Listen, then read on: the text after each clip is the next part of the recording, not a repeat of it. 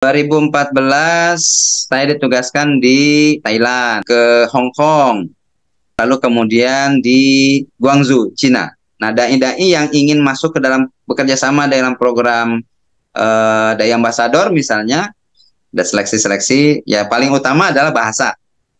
Tapi kalau untuk dai pemberdaya, saya rasa teman-teman asal mau aja ya ditugaskan ke pelosok, men-challenge dirinya, berdakwah di wilayah-wilayah suku-suku terdalam ya, suku Asmat, suku Tengger, suku Kubu, suku Anak Dalam, suku-suku terdalam, suku Laut.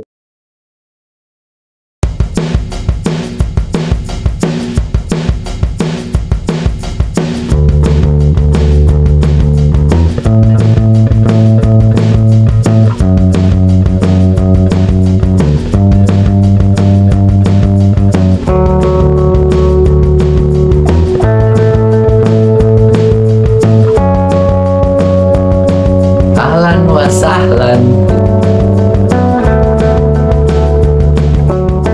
Bismillahirrahmanirrahim. Assalamualaikum warahmatullahi wabarakatuh. Ahlan wa sahlan. 100 tahun Gontor 2026. Saya akan mewawancarai 100 profesional alumni Gontor. Mohon doa dan dukungannya. Saya dan tim saya insya Allah akan menuliskannya dalam bentuk buku. Kita akan ketemu via Zoom, manajer dakwah, mitra pengelola program Dompet Duafa, alumni Gontor tahun 1999 awal, Blue Generation. Assalamualaikum Ustadz Ahmad Pranggono. Waalaikumsalam warahmatullahi wabarakatuh. Ustaz Akbar. Kaifal hal Ustadz? Alhamdulillah, tamam. Alhamdulillah, Ya. sihah wa afiyah. Tahun berapa antum masuk Gontor? Saya masuk tahun 94, Sat. 94. Masuk kelas eksperimen waktu itu. Ya, Oke. pas masuk kelas eksperimen. Waktu Pas, awal dulu ya eksperimen C, ya, 3 eksperimen B. Alhamdulillah naik satu peringkat tuh. 5 waktu itu persaingan mulai ketat. Jadi saya puasa nazar ya. Kalau naik ke 5B saya puasa. Alhamdulillah kesampaian. Saya tunaikan puasanya itu. 6 kelas 5 itu lumayan ya, berat banget ya. Naik kelas 6 akhirnya puasa nazar saya dobelkan. Alhamdulillah kesampaian juga tuh. 6-nya 6B juga. Pengalaman pengurus Itu Gontor. waktu kelas 5 awal itu saya mudabir ya. Dulu mudabir Indonesia 2 lantai 2. Bagian Dulu itu gedung baru, Sat. Bagian muharrik lughah. Lalu waktu munazomah saya bagian Qismul Idarah. apa Kismul Idarah itu? Di administrasi pondok. Jadi sebetulnya di luar OPPM itu, Sat. Ngurusin wesel yang datang, kemudian ngurusin paket, lalu surat menyurat.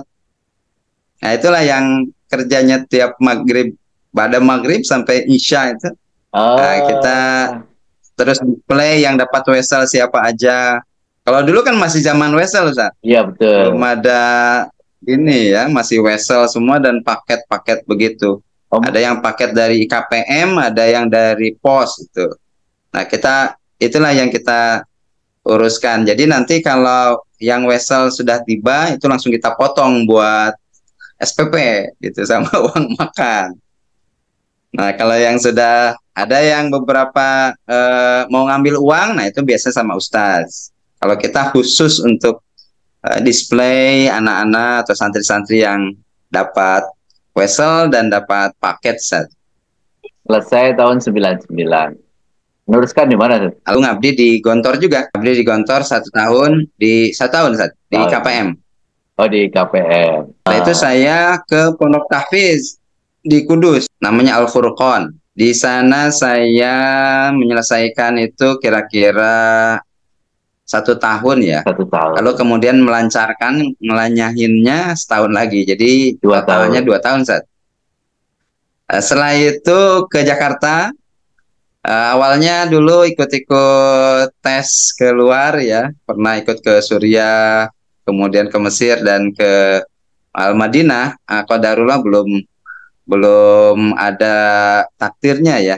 Jadi Ya, akhirnya saya ke Jakarta melanjutkan ke PTIQ, PTIQ. Perguruan Tinggi Ilmu Quran, ngambil jalur beasiswa. Jurusan dakwah, Ustaz. Dakwah ya. Komunikasi penyiaran Islam, ya dakwah. Oke. Setelah itu melanjutkan studi. Melanjutkannya itu setelah beberapa tahun ya di PTIQ itu S2-nya. Tapi karena waktu itu saya di pendidikan, ya mengambil beberapa konsentrasi pendidikan, pernah juga beberapa kali jadi guru ya, guru tahfiz. Jadi saya ambil S2-nya pendidikan di PTIQ juga. Dompet Duafa. Bagaimana antum terlibat di Dompet Duafa, Ustaz? Dompet Duafa punya program waktu itu mengirimkan dai-dai selama bulan Ramadan ke negara-negara yang ingin bermitra. Jadi waktu itu sudah ada 15 negara yang ingin bermitra. Pas Ramadan saja berarti? Iya, hanya Ramadan, Ustaz. Hanya Ramadan saja. Setelah Idul Fitri, pulang ya kembali ke aktivitas masing-masing. Nah, sambil sering sejalan waktu itu karena ada open rekrutmen untuk Dai Ambasador Dompet Duafa, saya gabung di situ. Alhamdulillah lulus. Dan dikirim ke waktu itu ke beberapa negara, Ustaz. Jadi antum selama Ramadan di negara-negara itu? Iya. Iya, bikin pengajian, kemudian kultum, kemudian training-training karena saya basicnya training ya. Training-training, baik itu training Quran, training keagamaan yang lainnya. Kemana aja? 2014 saya ditugaskan di Thailand. Lalu kemudian ke Hong Kong. Di Hong Kong, lalu kemudian di Guangzhou, Cina. Itu di 2014. 2016 dikirim lagi ke Filipina. Awalnya ke New Zealand, tapi visanya enggak turun, jadi akhirnya banting setir ke Filipina. Nah, itu sudah dengan Dompet Duafa, Ustaz, berangkatnya. Lalu ke Myanmar ya, lalu kemudian ke Brunei Darussalam bersama dengan UAS, lalu ke Malaysia. Jadi mulai 2014 dengan Dompet Duafa. Itu setelah itu intens di Dompet Duafa. Saat itu masih associate trainer ya, atau associate dai lah. Karena waktu itu Dompet Duafa membutuhkan associate dai, sehingga ketika ada event tertentu itu associate itulah yang akan dikirimkan untuk bertugas. On off jadi ya? Itu 2014. Jadi on off ya? Kalau dibutuhkan ya, on off, hanya eventual gitu saja. Betul. Itu 2014 sampai 2018. Nah, 2018 rupanya manajemen membutuhkan ekspertis saya. Akhirnya 2018 diminta untuk gabung ke dalam manajemen Dompet Duafa. 2018 di Departemen Dakwah. Betul, 2018. Nah, di Departemen Dakwah ada 3 induk program. Yang pertama dakwah internasional, yang kedua dakwah nasional, yang ketiga dakwah mu'alaf. Dari indukan 3 itu ada sub program lainnya. Jadi di dakwah internasional ada program Dai Ambasador. Nah, yang pernah saya ikutin, yang pernah saya ceritakan ke antum tadi itu adalah program Dai Ambasador yang tugasnya hanya di bulan Ramadan saja. Nah, dari situ kemudian sebetulnya menginisiasi untuk dibuatnya Islamic Learning Center. Jadi harapannya setelah dai-nya pulang, karena tugasannya 1 bulan, itu bisa dilanjutkan estafet dakwahnya oleh dai-dai lokal yang memang ada di tempatan situ. Udah jalan itu? Jadi ada 2 Islamic Learning Center itu? Di beberapa lokasi jalan, di beberapa lokasi jalan sebagian, di beberapa lokasi tidak jalan. Di mana yang jalan itu? Yang jalan ada di Hong Kong, ada di Jepang, ada di Australia, ada di Suriname, kemudian ada lagi di Malaysia. Oh, itu orang-orang Indonesia yang di sana atau Betul, Ustaz. orang-orang lokal? Orang-orang Indonesia, Ustaz. Orang-orang Indonesia. Orang-orang Ya? Indonesia. Karena dakwahnya sebenarnya adalah untuk orang Indonesia. Oh, yang ada di Jadi, sana. ya betul. Jadi filosofi awalnya adalah diaspora Indonesia yang ada di sana, entah itu workers, entah itu students, entah itu ya orang-orang diaspora begitu ya, itu merindukan dakwah ala Indonesia Oh, di tempat mereka di sana gitu. Karena mereka pernah mengundang ustadz-ustadz atau syekh dari Mesir, dari Pakistan, dari Bangladesh gitu ya. Itu kurang nyambung, nggak ada, feel-nya nggak dapet gitu. nggak ada, Feel-nya nggak dapet. nggak ada lucu-lucunya ya. Nah, ya kira-kira gitulah. Ya, kira-kira gitu. Akhirnya mereka mengundang kita. Oh ya sudah, kalau gitu kita siapkan nama programnya Dai Ambasador. Oh, Ada 15 negara waktu itu, Ustaz. Sampai Yunani juga minta, Belanda minta, kemudian ya Suriname juga minta, Prancis juga minta, Itali, Jepang, bahkan Kanada juga minta kita untuk dikirim ke sana. Jadi kita kerjasamanya dengan KBRI atau KJRI. anak Gontor banyak nggak yang ikut dari ambassador? Anak Gontor banyak, Ustaz. Banyak ya? Banyak yang ikut, tapi kan ya seleksi lah. Seleksi ya. Mana-mana yang qualified ya kita kirim, dan banyak juga yang akhirnya tergabung dalam grup Dai Ambasador dari mulai awal sampai 2023 kemarin, 2024 kemarin. Oh, masih sampai sekarang gitu? Masih jalan sampai sekarang. Oh, masih jalan. Alhamdulillah. Nah, itu program. Ya, masih jalan programnya ya, karena masih diminati, terutama di bulan Ramadan itu. Untuk pembiayaan kita ada beberapa skenario. Skenario pertama adalah skenario murni dakwah. Jadi di lokasi-lokasi yang membutuhkan dakwah, pure dakwah seperti di Suriname, kemudian di Timor Leste, itu dananya diambil dana zakatnya dompet duafa. Jadi dari asnaf sabilillah. Ada juga mekanisme atau skema yang kedua, yaitu kerjasama dengan KBRI atau KJRI. Nah, KBRI menanggung one way ticket, kemudian juga menanggung akomodasi shelter selama dai bertugas. Jadi kemudian dompet duafa hanya menanggung kafalah dai-nya. Nah, ini biasanya yang kita endorse untuk kita lakukan, sehingga pembiayaan tidak berat hanya di dompet duafa, tapi juga kemitraan.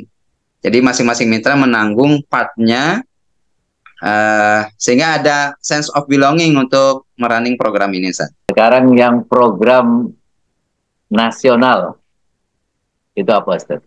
Ya, program nasional ada beberapa turunannya, Ustaz. Yang pertama ada sekolah dai pemberdaya.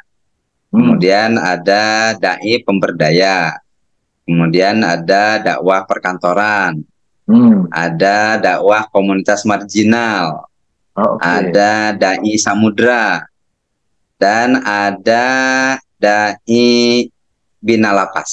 Wah, satu-satu kita bedah. Baik, Ustaz. Bismillah. Untuk yang pertama adalah sekolah dai pemberdaya. Nah, sekolah ini durasinya 1 bulan, Ustaz. Yang memang khusus untuk yang terseleksi ya, yang terseleksi. Nah, jadi memang basicnya dai, tetapi kita perkuat dengan program-program ilmu sosial. Oh, dia harus dai. Ada PR. Ya, dia harus dai basicnya. Oh, sudah dai gitu ya. Sudah dai. Jadi dai yang kita sibugoh gitu ya, berikan ilmu sosial seperti PRA, RRA, bisnis kanvas. PRA, RRA kepanjangannya apa, Ustaz? Kalau PRA itu Participatory Rural Appraisal. Kalau RRA Rapid Rural Appraisal. Oh, bisnis kanvas model. Terus apa lagi? Ya, bisnis kanvas model, kemudian fishbone, dan ilmu-ilmu lainnya ya yang relatif apa yang ada korelasinya dengan program-program pemberdayaan. Apa sih Nah, pemberdayaan itu? Dompet Duafa punya 5 pilar, Ustadz. Pilar pertama adalah kesehatan, kedua pendidikan, tiga ekonomi, keempat sosial, kelima dakwah dan budaya. Nah, jadi mereka dai itu setelah selesai dari sekolah dai pemberdaya diharapkan tidak hanya pandai berceramah, tetapi mampu memberdayakan masyarakat. Tidak hanya segi keilmuan, tetapi dari 5 pilar itu ada kesehatan, ada pendidikan, ada ekonomi, ada sosial. Sehingga ketika dai sebagai representatif Dompet Duafa di wilayah pelosok, jadi ini nanti alumni sekolah dai ini akan diterjunkan ke wilayah 3T, Ustaz. Wilayah terluar, terdepan, dan terbelakang. Makanya dai-nya tidak hanya punya ilmu agama, tetapi juga ilmu sosial. Harus tahan banting dong, terluar itu. Iya, iya betul. Dai yang harus tahan banting. Makanya diajarinnya tuh ilmu anti apa ya, pertahanan spiritual gitu ya. Kemudian ilmu ekonomi juga kita bekali, termasuk PRA dan RRA ini. Karena itulah nanti yang akan kemampuan dai untuk bisa melibatkan masyarakat dalam pembangunan wilayah di situ yang berkelanjutan. Harapannya sebenarnya begini, Ustaz. Ketika dai datang, kampung yang asalnya padam jadi terang begitu. Ketika dai datang, kampung yang asalnya tingkat stuntingnya tinggi jadi menurun tingkat stuntingnya. Dai datang ketika tidak ada pendidikan di situ, dai mulai men-set up program-program pendidikan. Dai datang di sana misalnya ada potensi pemberdayaan secara ekonomi tapi kurang begitu dimaksimalkan. Nah, dai menjadi jembatan penghubung untuk bisa membuat ekonomi masyarakat jauh lebih baik. Nah, kira-kira itu, Ustaz. Jadi dai sebagai problem solver di pendidikan yang namanya sekolah dai pemberdaya. Nah, alumninya barulah masuk ke dalam program dai pemberdaya. Nah, saat ini dai pemberdaya sudah ada di sekitar 70 titik se-Indonesia. Alhamdulillah sudah ada di 25 provinsi, Ustaz. Dai-dai kita berkolaborasi dengan dai lainnya karena ada juga kan program dai di sana dari Hidayatullah, dari Persis, dari lembaga-lembaga lain juga banyak juga. MUI juga ada. Kadang-kadang kita berkolaborasi di sana, ya kadang-kadang dai kita sendiri juga di sana. Oh iya. Yang paling terluar di mana, Ustaz? Yang paling terluar ada di Pulau Nasi, Ustaz. Di Aceh. Itu? Sebelum Pulau Sabang. Sabang ya. Itu ada Pulau Nasi. Nah, ada Pulau Nasi di sana. Di Merauke juga ada. Kemudian di Nunukan juga ada. Lalu ada juga di Lata-Lata itu di Maluku Utara juga ada. Kemudian di perbatasan dengan Timor Leste ada di kampung ya namanya Kampung Wini, itu perbatasan dengan Timor Leste. Jadi dai kita dikirim ke sana, Ustaz, untuk melakukan pemberdayaan. Jadi dakwahnya jalan tetapi dakwah plus menjadi solusi atau problem solver atas problematika di masyarakat. Tidak hanya dakwah ya, tapi memberdayakan. Betul, tidak hanya dakwah tapi memberdayakan. Maka biasanya ketika dai datang itu dia harus menganalisa dulu kira-kira ini apa yang akan diberdayakan. Lalu kemudian dia harus menyusun rencana programnya yang bisa dievaluasi per akhir tahun. Yang ketiga, kemudian mulai melakukan approach terhadap tokoh-tokoh masyarakat supaya nanti bisa bekerja sama. Nah, itu yang di tahun pertama biasanya dilakukan. Tahun kedua baru biasanya set up program yang lebih mendalam. Tahun ketiga, kalau sudah memang bisa ditinggal, dai-nya akan membuat kader di sana, sehingga kadernya sudah bisa tahu apa yang dilakukan, dai-nya akan ditugaskan tempat lain, Ustaz, supaya bisa menduplikasi program. Oh, tidak selamanya ya? Ya, tidak selamanya, Ustaz. Tapi ada juga dai yang khusus kita tugaskan dakwahnya binikah, terutama yang masih single. Jadi kalau yang masih single, targetnya adalah menikahi tokoh di sana atau anak tokoh di sana. Oh, Dakwah binikah seperti Wali Songo dulu, Zat. ya. Jadi no point of return, ya. Jadi dia akan tinggal di sana selamanya. Mengembangkan masyarakat sana ya. Iya, mengembangkan masyarakat sana. Oh, Nah, itu ketika nanti dai-nya sudah mapan, ya karena biasanya kalau sudah jadi warga lokal bisa melihat potensi-potensi, itu kemudian support secara pembiayaan dari dedeknya mulai kita kurangi. oh, jadi pertama disupport dulu. Ya, pertama disupport full, Ustaz. Full ya. Sekali support full, betul. Lalu kemudian kita lihat potensi dan peluangnya. Kalau memang sudah bisa mandiri, kita mulai pelan-pelan kita lepas secara support ininya ya, finansialnya ya. Ya. Dan kalau sudah memang mapan, sudah mandiri, kita totally kita lepas. Tapi tetap di bawah koordinasi kita. Ya, ya. Karena kan dompet duafa nggak selamanya bisa membiayai, Ustaz. Dananya terbatas, ya kemudian resource-nya juga terbatas. Maka salah satu strateginya adalah dakwah binikah itu. Oh, dakwah. Nah, yang ketiga ada namanya dakwah perkantoran. Nah, kalau ini di kota-kota, Ustaz. Jadi kantor-kantor, masjid-masjid, majelis taklim di kota yang butuh pengajian, yang dai-nya adalah dai DD, terutama dalam penguatan jiswaf dan juga Al-Quran, bisa bekerja sama. Ya, beberapa kantor kita supply juga dai-dainya, terutama kajian-kajian jiswaf ya. Penguatan jiswaf itu biasanya perkantoran membutuhkan. Nah, kita kirim dai-dainya. Nah, kalau ini biasanya full support dari mitra. Dan kadang-kadang ya, bukan kadang-kadang, kita sering kita campaign untuk bisa mensupport subsidi dari dakwah perkantoran untuk dakwah yang ada di pemberdayaan tadi, yang di kampung-kampung, di pelosok-pelosok itu. Lalu ada juga dakwah komunitas, Zat. Kalau dakwah komunitas khusus ke komunitas marginal ya. Karena kan ketika urbanisasi muncul, kemudian masyarakat urban itu kemudian punya segmen tersendiri, dan ada juga yang namanya urban poverty ya. Kemiskinan di urban gitu. Nah, kita menyasar ke sana. Nah, biasanya kalau wilayah-wilayah Pakumis, perkampungan kumuh dan miskin, itu rentan terhadap problem ini ya, problem sektoral. Entah itu kejahatan, entah itu dakwahnya juga kurang, kemiskinan dan seterusnya dan seterusnya. Nah, kita masuk ke wilayah-wilayah situ. Wilayah-wilayah Pakumis, perkampungan kumuh dan miskin, kolong jembatan, dakwah-dakwah di street, on the street, masuk ke komunitas punk, masuk ke komunitas marginal lainnya, Ustaz. Itu ada di dakwah marginal atau dakwah komunitas. Betul. Lalu ada lagi namanya dai samudra.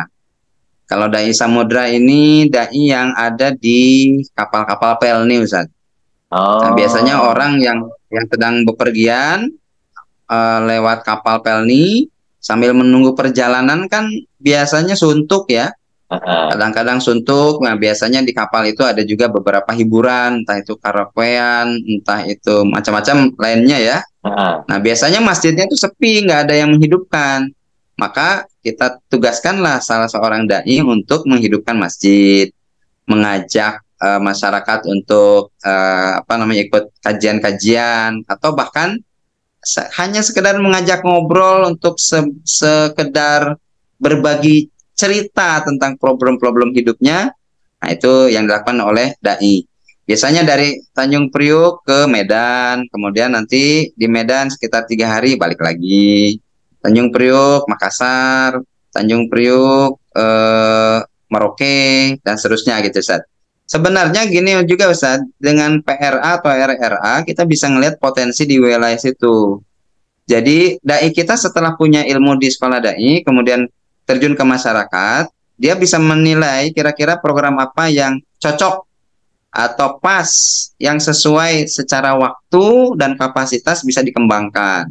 Jadi dai-dai beda-beda di setiap lokasi. Misalkan di Toli-Toli ya. Di Toli-Toli itu murni dakwah, tapi ada pemberdayaannya rumput laut. Kemudian ada di wilayah misalkan Lata-Lata. Di Lata-Lata di Maluku Utara itu karena itu komunitas nelayan, yang dikembangkan adalah komunitas nelayan, ya, pemberdayaan nelayan. Dan banyak mualaf, jadi programnya khusus mualaf. Kalau di wilayah-wilayah seperti suku Tengger gitu ya, itu murni dakwah, Ustaz. Jadi pemberdayaannya karena masyarakat sudah punya pemberdayaannya di sana. Kemudian waktu di Buton, misalnya di Buton itu stuntingnya tinggi. Jadi dai masuk lewat dakwah dan kesehatan. Bagaimana menurunkan angka stunting. Nah, programnya kesehatan yang kita lihat di lokasi, kalau di Buton misalnya banyaknya daun ini ya, daun apa itu yang banyak tumbuh di sana, daun lontar ya. Sehingga makanan bergizi itu ternyata ada dari daun itu ditambah dengan telur. Maka dai membuat semacam kandang ayamnya ayam telur, kemudian telurnya nanti dibeli dengan harga yang miring gitu ya, supaya ibu-ibu bisa beli. Nah, seperti itu saja. Jadi disesuaikan dengan kondisi masyarakatnya. Tidak semuanya sama gitu. Ya. Ada yang dakwah dengan kesehatan ya, di sana kesehatan jauh, puskesmas jauh, maka dai-nya dibekali kemampuan bekam, kemampuan fasdu, kemampuan akupuntur gitu, bahkan pijat. Nah, itu ada yang menarik ini, dai yang punya kemampuan pijat, ada jamaah yang nggak hadir di masjid. Atau setelah ditanya, oh sakit jamaahnya. Kemudian akhirnya dia datang ke rumah. Nah, sebetulnya bukan hanya karena sakit, tapi karena malas. Nah, sambil dipijetin, sambil ngobrol, masuklah dakwah di situ. Nanti datang lagi ke masjid ya, karena dengan sholat berjamaah, wah segala macam, sambil dipijat Ustaz. Nah, itu alhamdulillah itu. Jadi multi aspek yang bisa dimasuki, jadi tidak hanya dakwah di mimbar gitu, tetapi juga bisa masuk ke dalam aspek-aspek sosial. Jadi memang dai-nya harus punya tahu juga ilmu psikologi, ilmu komunikasi, karena kan dia masuk ke wilayah masyarakat, tokoh ya, yang sudah ada tokohnya ya, tokoh masyarakat gitu. Dia perlu komunikasi. Bahkan di beberapa tempat misalkan dai-nya perlu juga tahu tentang psikologi orang, psikologi massa. Makanya dai itu tidak hanya dibekali dengan kafalah sahriyahnya ya, tapi juga ada modal dakwah yang kita berikan setiap bulan. Nah, modal dakwah ini biasanya dia pakai untuk misalkan bingkisan, untuk ketemu tokoh, sekedar ngopi-ngopi, sekedar kalau untuk doa apanya bawa sekedar beras gitu ya, bawa gula gitu.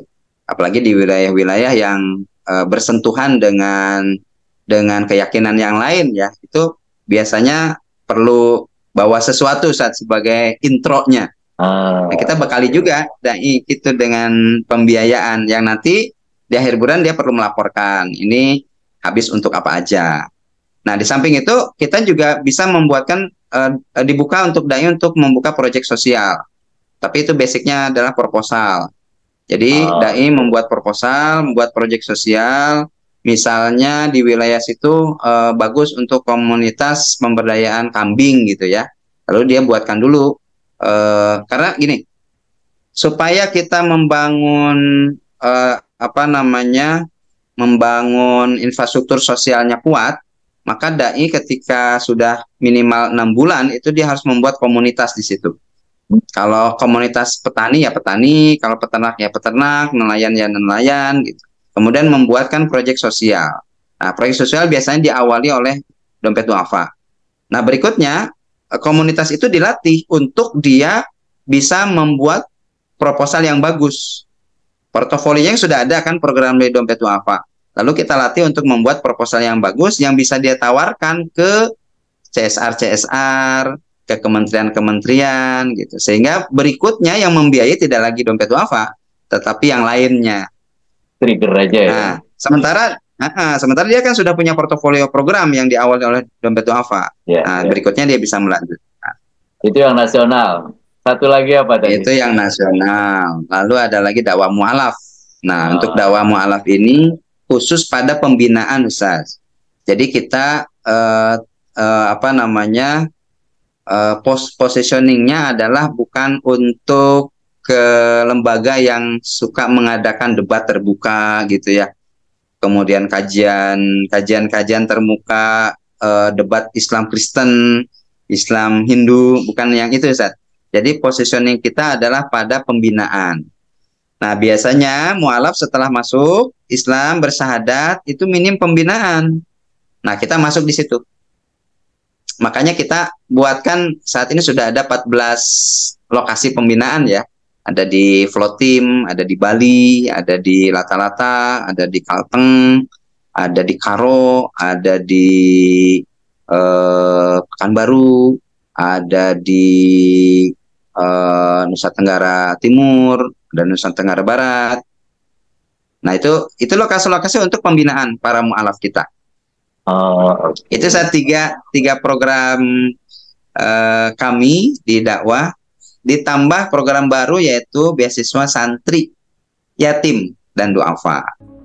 Mohon maaf menyela keasikan Anda dalam menonton video ini. Pertama, terima kasih untuk selalu mendukung channel ini dengan cara like, share, dan subscribe. Yang kedua, dalam rangka 100 tahun Gontor, saya akan menuliskan wawancara pada video-video ini dengan tim saya, dan mohon doanya bisa menerbitkannya menjadi beberapa buku. Temanya 100, ada 100 profesor, 100 profesional, 100 pengusaha, 100 politisi dan ASN, 100 dai, dan 100 kiai alumni Gontor, dan ada satu edisi khusus tentang 100 alumni Gontor Putri. Tentu ini adalah sebuah kerja besar, karena itu saya mengajak dan membuka peluang Anda berpartisipasi, ikut membantu beramal jariah proses penulisan dan penerbitan buku ini melalui Saweria pada QR Code dan juga link pada deskripsi video ini. Jazakumullah khairan kasiran. Thank you very much. Terima kasih banyak. Syukran jazilan. Nah, ini Zat. Ini bagaimana masyarakat, khususnya teman-teman alumni Gontor ini, mereka kan sudah dibekali pengetahuan, keterampilan, dakwah di Gontor itu. Itu bisa memanfaatkan bekerja sama dengan Dompet Duafa, baik secara personal maupun kelembagaan. Itu apa yang mesti mereka lakukan, mereka siapkan? Pertama, dan yang paling utama ya, keinginan untuk bekerja sama. Di DD ini kan programnya juga banyak, tapi masuk ke dalam 5 pilar program itu ya. Jadi teman-teman yang punya giroh untuk kesehatan misalnya bisa kerjasama dengan nanti MPP, Mitra Pengelola Program Kesehatan. Karena ada rumah sakit yang gratis ya, rumah sakit gratis sekarang sudah ada, kalau tidak salah ada 8, termasuk Rumah Sakit Mata Ahmad Wardi yang ada di Banten. Nah, itu juga sama, kalau itu masuknya dari wakaf ya. Lalu kemudian di program pendidikan misalnya, yang ingin bergabung di program pendidikan bisa nanti kerjasama dengan program-program pendidikan. Di kita ada namanya Sekolah Wirausaha Umar Usman, 1 tahun jadi pengusaha. Itu bisa juga masuk ke situ. Alumni Gontor banyak juga yang ikut program itu 1 tahun bersama Mas Ipo Santosa. Programnya 1 tahun jadi pengusaha di program Sekolah Bisnis Umar Usman. Lalu di dakwah di kita bisa. Nah, tadi program-programnya 3. Nah, dai-dai yang ingin masuk ke dalam bekerja sama dalam program Dai Ambassador misalnya, itu dosen-dosen Unida sudah banyak juga yang kita berangkatkan, Ustaz. Dosen Unida, dosen-dosen Darun Najah ya. Dan pesantren-pesantren lainnya yang alumni itu banyak juga yang sudah kita berangkat dalam program ini. Nah, tentu sesuai dengan kapasitasnya ya, karena ada seleksi biasanya. Ada seleksi-seleksi, ya paling utama adalah bahasa Arab dan bahasa Inggris. Ya. Yang kedua, kemampuan dalam public speaking, ya itu normal ya. Yang ketiga, pengetahuan tentang Jiswaf. Nah, ini karena core activity-nya Dede adalah di Jiswaf. Nah, biasanya teman-teman agak lemah nih di sini nih tentang Jiswafnya. Karena mungkin dulu kita di Gontor diajarin tentang Jiswaf yang yang tradisional ya. Ya. Nah sekarang kan yang kontemporer sudah banyak, misalkan zakat dari sukuk, zakat dari saham, zakat dari obligasi. Nah itu biasanya teman-teman agak ini kurang update nih tentang ilmu jiswafnya. Nah itu barangkali perlu diperkuat dulu sebelum seleksi dai ambasador. Tapi kalau untuk dai pemberdaya, saya rasa teman-teman asal mau aja ya ditugaskan ke pelosok, men-challenge dirinya, berdakwah di wilayah-wilayah suku-suku terdalam ya, suku Asmat, suku Tengger, suku Kubu, suku Anak Dalam, suku-suku terdalam, suku Laut. Ya, kita punya program di suku Laut. Di wilayah yang ingin men-challenge dirinya, minimal membangun apa ya, kepercayaan dirinya, mengamalkan apa yang Kiai Zar ajarkan ya, yaitu mengajar sampai walaupun satu orang, jadi orang besar yang mengajar di pedalaman. Nah ini bisa bergabung dengan program dai pemberdaya, dan ini tidak bisa temporer, minimal 1 tahun dan bisa diperpanjang. Kalau yang temporer, dai ambasador, dai samudra itu bisa temporer. Nah, yang keempat tentunya adalah ilmu tentang psikologi massa terutama ya. Jadi perlu kemampuan dalam supel bergaul, tidak fanatik terhadap satu mazhab gitu ya. Apalagi terlalu membawa paradigmanya gitu, kurang begitu supel. Nah, itu biasanya nanti di kita kurang begitu ini ya, kurang nggak masuk gitulah model dakwahnya. Karena di kita biasanya gini, saya sebelum kita menurunkan dai ke satu wilayah, kita akan ini dulu, akan apa ya, semacam ada jejak pendapat lah. Kira-kira dai yang dibutuhkan dai model gimana? Oh, misalnya kami ini penganut atau pengamal amaliyah seperti NU. Nah, maka biasanya kita akan carikan dai-dai yang amaliyahnya NU. Atau paling tidak yang dia tidak resisten terhadap amaliyah itu gitu. Tapi ada juga misalkan kami ini mayoritas di sini pengamal ini Muhammadiyah. Nah, kita carikan dai-dai yang secara background itu ada kemuhammadiyahannya, atau yang paling tidak resisten terhadap amaliyah kemuhammadiyahan. Itu yang keempat. Yang kelima adalah ya rasa ingin berdakwah, Ustaz. Karena dakwah ini cakupannya luas, tidak hanya pandai di mimbar, tapi juga mampu buka mata, buta telinga terhadap problem-problem yang ada di masyarakat.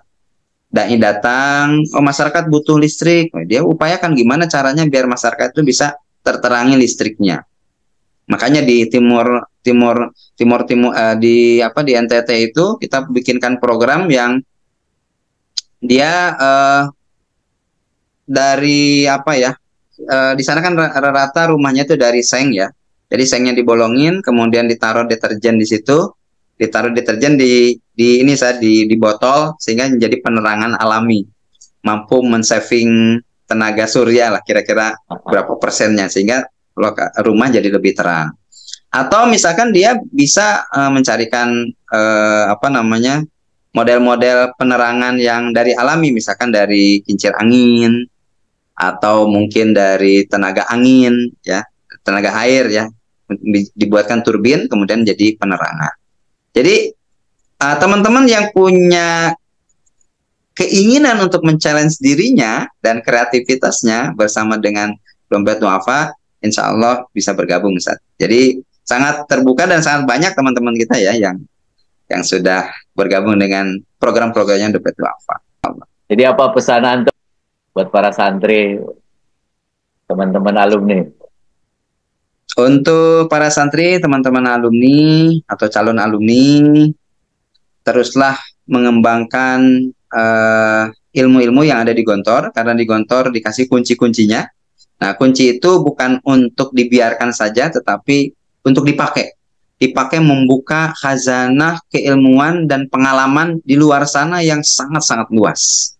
Itu yang pertama. Yang kedua, alumni Gontor jangan terpaku atau ta'assub ke gontoriahannya saja dan menutup mata dari ilmu-ilmu yang lain. Jadi terbukalah terhadap ilmu, karena sesuai dengan pesan, setelah kita berilmu tinggi, berpikiran bebas. Jadi ketemulah dengan komunitas-komunitas, serap ilmu di masyarakat yang ada, dan memiliki pikiran yang terbuka. sehingga dakwah kita bisa masuk ke setiap kesempatan yang ada di masyarakat. Nah, pesan saya yang ketiga adalah selalu takzim dengan kiai, takzim dengan guru-guru, karena dengan wasilah kebarokahan mereka itulah kita bisa bermanfaat di masyarakat. Saya kalau ketemu suatu hal yang muskil ya saja, misalkan di wilayah tertentu, kita datang nih baru pertama, kita nggak tahu itu siapa, orang-orangnya bagaimana, masyarakatnya bagaimana, tokoh-tokohnya siapa aja. Ya saya biasanya tawasul saja ke guru-guru di Gontor itu, karena kita kan sanadnya ke Gontor ya. Saya tawasul ke Gontor, kirimkan Fatihah, lalu biasanya itu punya ini ya, punya apa ya, secara ruhiyah itu kita semakin siap. Jadi ketika kita ketemu dengan tokoh tertentu, itu kita langsung terbuka. Nah itulah perlunya kita selalu takzim, selalu kirimkan doa untuk guru-guru kita, dan tidak pernah melupakan Gontor dimanapun dan kapanpun. Itu barangkali Ustaz. Baik, jazakumullah khairan Ustaz. Barakallahu fikum.